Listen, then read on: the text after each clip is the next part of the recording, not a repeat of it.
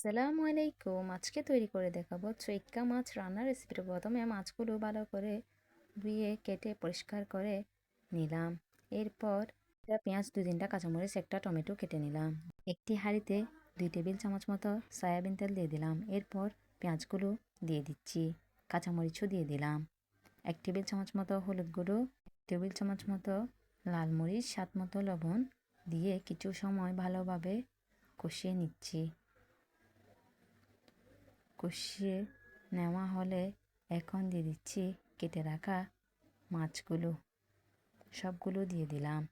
ভালোভাবে উল্টিয়ে কিছু সময় আবারও কষিয়ে নিয়ে টমেটোগুলো দিয়ে দিলাম, পরিমাণ মতো পানিও দিয়ে দিলাম, ঢাকনা দিয়ে ঢেকে দিলাম। কিছু সময় পর আমার মাছ রান্নার রেসিপিটি পুরোপুরি তৈরি হয়ে গেল। ভিডিওটি ভালো লাগলে একটা লাইক দিবেন, আমার চ্যানেলটি সাবস্ক্রাইব করবেন। সবাইকে আল্লাহ হাফিজ।